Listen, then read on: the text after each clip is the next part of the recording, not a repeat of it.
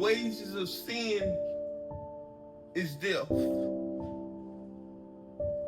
But not just by body, but by spirit. We stand here this morning united as one, seeking true repentance in our heart.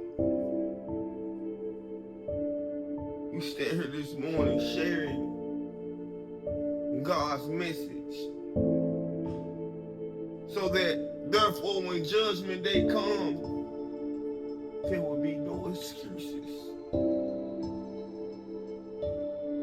So I ask you all to